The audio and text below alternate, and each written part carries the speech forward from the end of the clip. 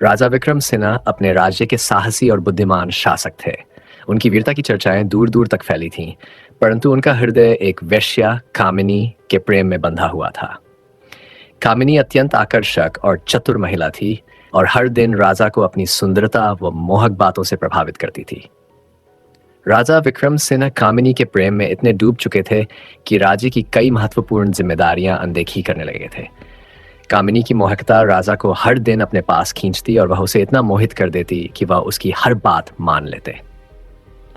धीरे धीरे राज्य में अव्यवस्था फैलने लगी और प्रजा की स्थिति बिगड़ने लगी। एक दिन राजा के मंत्रियों ने उन्हें समझाने की कोशिश की, पर राजा ने किसी की बात पर ध्यान नहीं दिया। फिर एक दिन एक साधु ने राजा से मुलाकात की और उन्हें सचेत किया। साधु ने कहा, हे राजन, एक राजा का प्रेम करना गलत नहीं, परंतु उसके मोह में फंसकर अपने कर्तव्यों की उपेक्षा करना सही नहीं है। यदि तुम अपनी जगह ध्यान नहीं रखोगे तो एक दिन यही प्रेम तुम्हें विनाश की ओर ले जाएगा। राजा ने साधु की बातों पर विचार किया और समझा कि कामिनी का प्रेम अस्थायी है और उनका असली कर्तव्य अपने राज्य और प्रजा की भलाई है। राजा ने धीरे धीरे अपने मन को कामिनी के प्रभाव से मुक्त किया और अपने कर्तव्यों की ओर लौट आए। उन्होंने कामिनी से मिलना बंद कर दिया और प्रजा की सेवा में जुट गए। अंततः राजा विक्रम सिंह ने समझा कि सच्चा प्रेम वह है जो किसी के जीवन को संवारता है, न कि उसे विनाश की ओर ले जाता है। मूल, मोह और आकर्षण कभी कभी हमारे निर्णयों पर नकारात्मक प्रभाव डाल सकते हैं। असली प्रेम वह है जो हमारे जीवन में संतुलन और शांति लाए, न कि हमें हमारे कर्तव्यों से दूर ले जाए।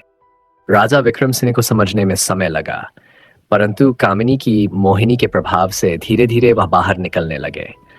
उन्होंने सोचा कि कामिनी की मोहकता में खोकर उन्होंने अपने राज्य और प्रजा की देखभाल करना छोड़ दिया था। यह सोचकर उन्हें पछतावा हुआ, लेकिन वे जानते थे कि सुधार की शुरुआत कभी भी जा सकती है। एक दिन राजा ने कामिनी को अपने महल में बुलाया। जब वह महल में पहुंची तो उसने सोचा कि आज भी राजा उसकी सुंदरता में डूब जाएंगे, परंतु राजा अब बदल चुके थे।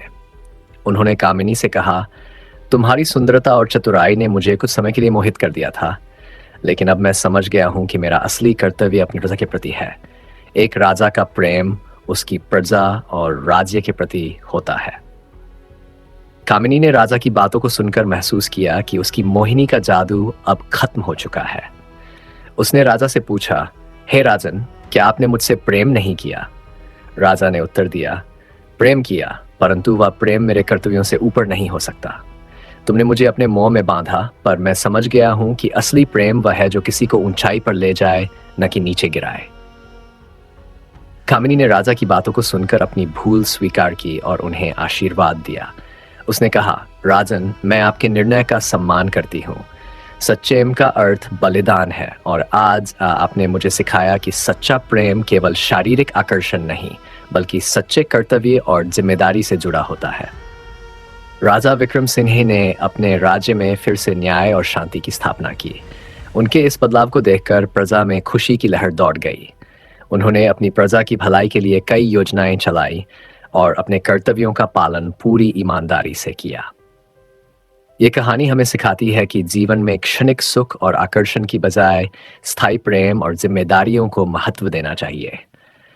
सच्चा प्रेम हमें हमारे कर्तव्यों की ओर अग्रसर करता है और हमें मजबूत बनाता है, न कि हमें कमजोर बनाता है।